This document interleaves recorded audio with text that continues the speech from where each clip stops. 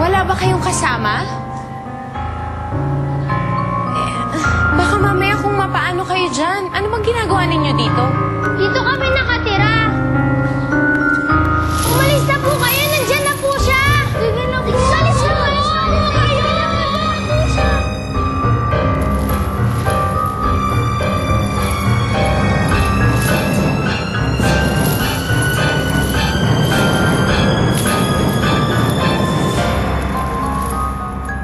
Teka lang, sandali.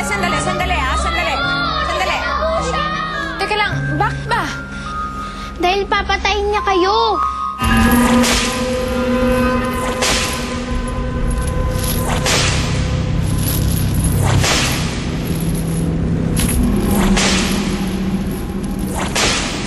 Sino pa makakabay sa akin, ha? Si Yaya Melinda.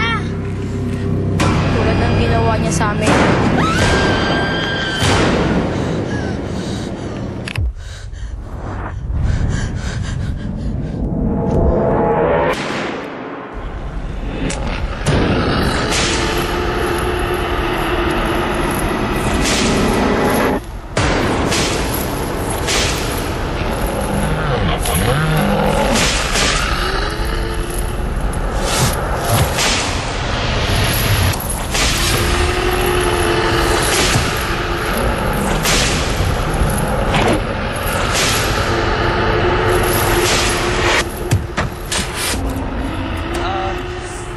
Ale!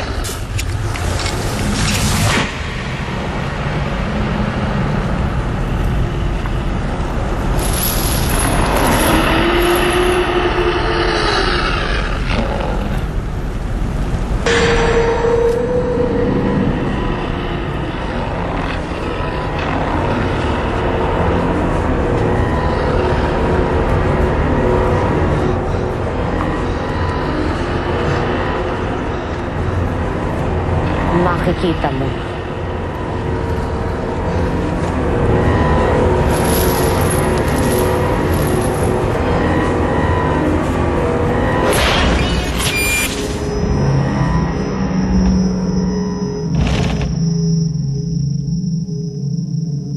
Anong gagawin natin? Elena! Ginawa niyo ko, tago niyo ako. Huwag niyo ko makita sa kanya. Paano ko kayo matutulungan? May nakita ba kayong babae? Ano bang ba kami mga nawawalang tuta? Kung makapagsalita ka, akala mo kung sino ka. Hindi na itong uni-uni. ESP, nagpaparamdam sila. Cassandra! Wag!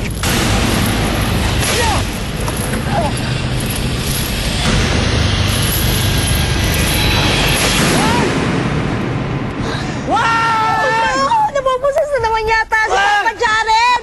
Ay! Jared! Papa Jared! Uy! Jared, pare, ano ba pinagsasabi mo? Si Cassandra! Pare, binabangungot ka lang, ha? Nasaan si Cassandra? May papatay sa kanya! Nasaan siya? Relax ka lang! Pare, totoo yung nakita ko. Nasaan si Cassandra? Ano bang nangyayari dito? Hawak siya, Cassandra, sinasabihan na naman siya. Meron daw papatay sa'yo. Totoo yung sinasabi ko. May babaeng may hawak ng kadena. Hahampasin ka niya. Pipigilan ko sa'yo. Hindi mangyayari yun. Nasa isip mo lang yun. Binabangungot ka lang kanina.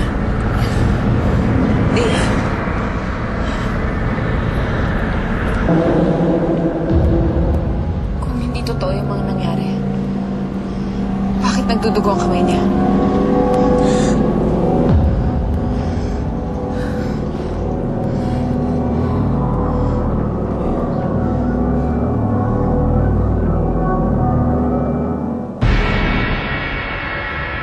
Kailangan na nating umalis dito.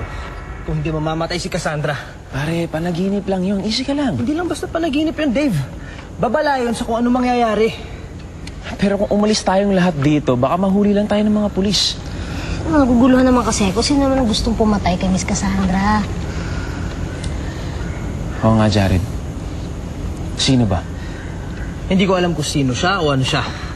Basta isa siyang halimaw. Kilala ko kung sino siya. Yaya Melinda ang pangalan niya. Wow! Paano mo nalaman? Friends kayo?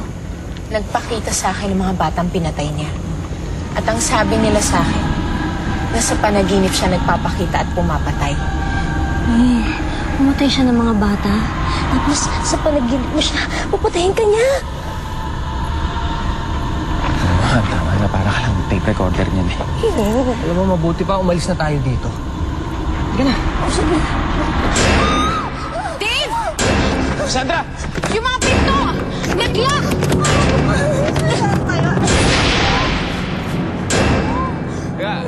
Jared, dyan pa, nabuksan mo! Jared! Papa Dave, bakit? Jared! Dave, bakit? Si Jared na wala. Ha? Jared! Papa Jared! Jared! Jared, hindi magandang biro to, ha? Papa Jared! Papa Jared! Hindi na kayo makakat...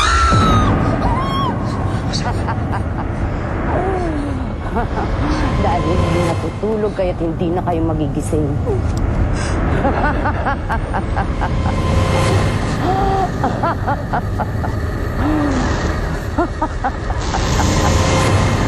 Hindi ba naiintindihan? Simula nang dumating kayo, kanina pa kayo natutulog.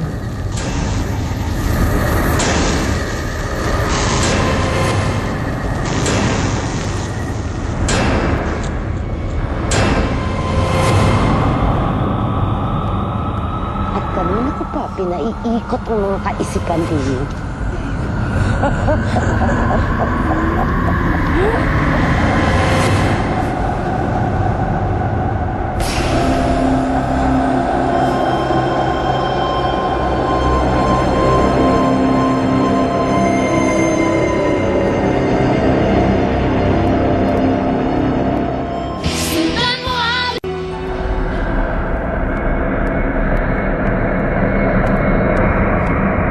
Bakit mo ba ginagawa ang lahat ng ito? Wrong question. Ano pong lotion yun? Ako nag-allergy. Saan? Dahil sa mga kagaya ninyo. Higit na siya. Patayin Mga tayo. kagaya ninyong mapanlait sa tao. Isa lamang akong inosenteng nag-aalaga ng bata. Pero alam niyo ba kung ano ginawa nila sa akin? Ma, Pinaglaruan. Binaboy. Ginahasa pagkatapos ay pinatay. At itinapon na lang na parang basura. Yung isang katiting na katahimikan, hindi man lang ako binigyan. Kaya't isa-isa kong kinuha ang mga anak nila. At sabay-sabay ko silang pinatay dito sa impyernong ito. Kung ganun, nakuha mo na ang lahat ng hustisyang hinahanap mo, hindi ba? Bakit hindi pa rin tumitigil? Dahil ito ang kapalit ng hustisyang nakamtan ko, ang patuloy na gumante, manakit, pumatay at kumuha ng mga kaluluwa sa pamamagitan ng panaginip. Ikaw, may kakaiba kang kapangyarihan. Magagamit kita. Magagamit ko ang katawan mo para makalis ako sa lugar na ito at muling maging tao. Hindi mangyayari yan!